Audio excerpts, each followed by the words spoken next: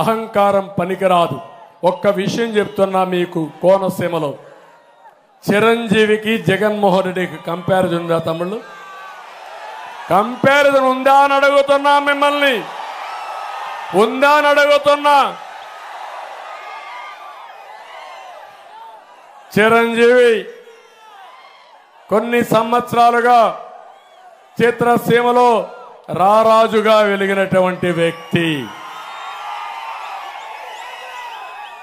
వారి యొక్క కళామ తల్లికి చేసిన సేవలు గుర్తుపెట్టుకొని కేంద్ర ప్రభుత్వం కూడా పద్మ విభూషణ్ ఇచ్చారా లేదా అని మిమ్మల్ని అడుగుతున్నా.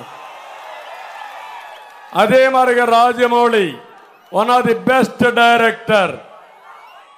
ఆయన సినిమాలు తీశాడు, బాహుబలి ఇవన్నీ, త్రిపుల్ కూడా మన తీశాడు. ఆయనకు కూడా పద్మభూషణ్ ఇచ్చారు. అలాంటి మహామహుల్ని, సినిమా హీరోల్ని పిలిపించి ఇంటి దగ్గర అవమానం చేసిన విధానం ఒక్కసారి మీరు గుర్తుపెట్టుకోవాలి. నేను 14 సంవత్సరాల ముఖ్యమంత్రిగా ఉన్నా, ఏ నటుడు కూడా నేను అవమానం చేయలా. నటుల్ని గౌరవించిన సంస్కారం మాది.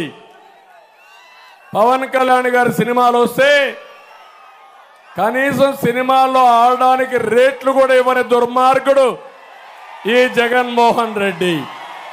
అంటే మనమందరం ఆయనకు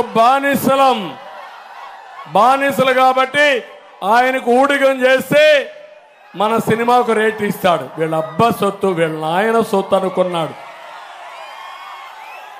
అలాంటిది చిరంజీవి గారిని, సినిమా ఇండస్ట్రీ మొత్తాన్ని అవమానం చేసిన వ్యక్తి, అహంకారైనటువంటి వ్యక్తి ఈ దుర్మార్గుడు. కానీ పవన్ కళ్యాణ్ గారిని నేను అభినందిస్తున్నా, బాలకృష్ణని అభినందిస్తున్నా. నీ సినిమాలు ఏమైనా చేసుకో, ఆడగనకపోతే చూసుకుంటాం, నాకు మెరిట్ ఉంటే ఆడతాయని చెప్పిన వ్యక్తులు పవన్ కళ్యాణ్ గారు అని చెప్పి కూడా నేను మీకు తెలియజేస్తున్నా. ఒక సంస్కారం ఉండాలి, కుసంస్కారం మంచిది కాదు. అందుకే మీరు ఆలోచించుకోవాలి. సంస్కారం లేని వాళ్ళు అదే అంటారు పెద్దవాళ్ళు సుభత్ శతకంలో, సునకాన్ని తీసుకుపోయి సింహాసనం పైన కూర్చొని పెడితే దాని బుద్ధి మారదని. అదే జరిగింది రాష్ట్రంలో.